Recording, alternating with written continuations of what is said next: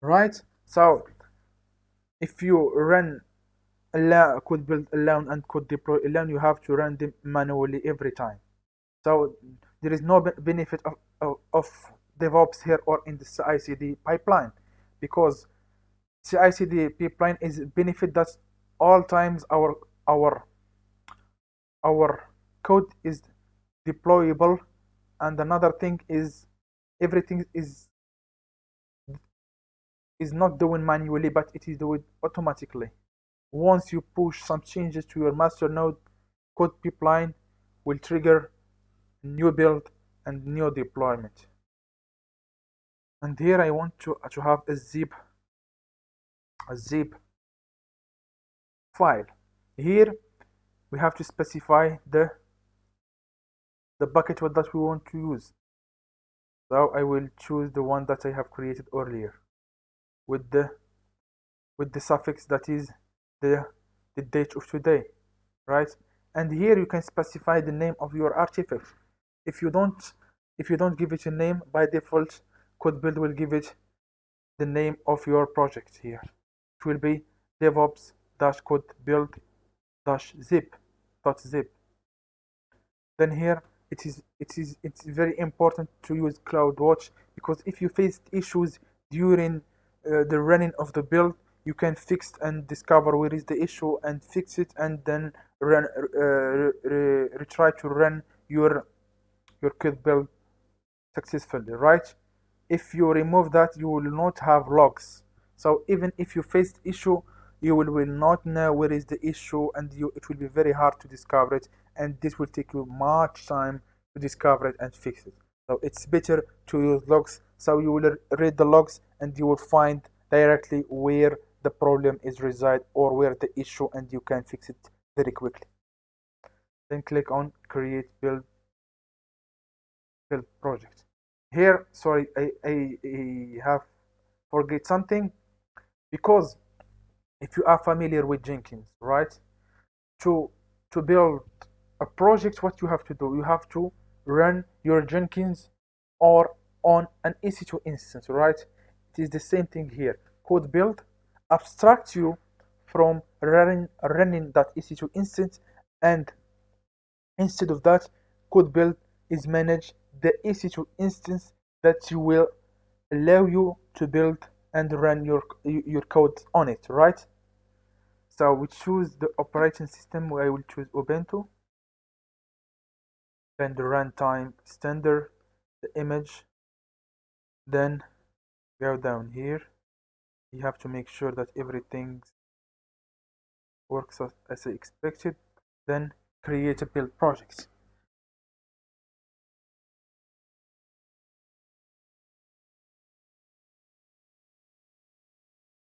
So this code build, what's going to do? If you are familiar with Jenkins, code build will seem very easy for you. Why that? Because it will in the same way.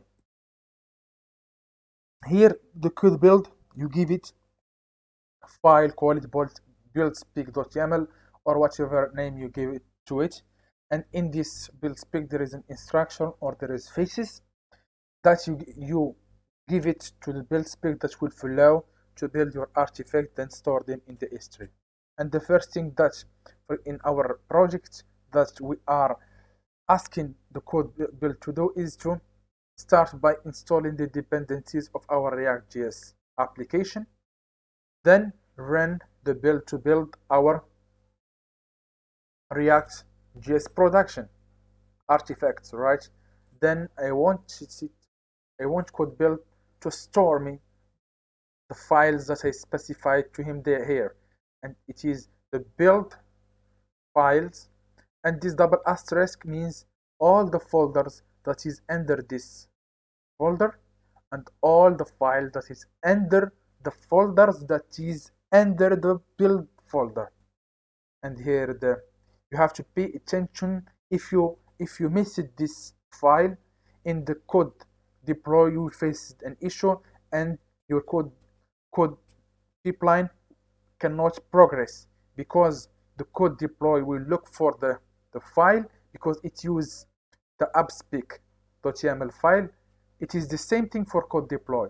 Code deploy use the build speak.yaml file, and the code deploy use the app speak.yaml file that contains the instructions that we ask code deploy to do once the artifact is retrieved or pulled from the S3, what we want to do after our artifact is deployed on our Ansible server or on our instance that we specified in the deployment group. I will explain you what is the deployment group and everything once we will come to the code build. Sorry, to code deploy. Then we specify code scripts. This once asterisk means to copy this folder with all files within it. The same thing with Nginx, Ansible, and Node server. This Node server is contain our Node.js app.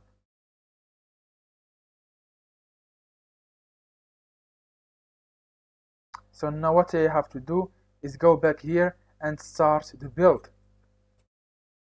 And if we have set everything properly, we will face no issue. Otherwise, we will have an issue. Then we have to look in the logs and fix that issue and retry the build and so on until our issue is fixed and everything works as we expected. Then the build will be created and stored in the S3 bucket. So if we come down here, as you can see, we have logs, right? So running command npm install, it is the same thing that we have specified here, right? Installing and then the pre-build phase, then npm install.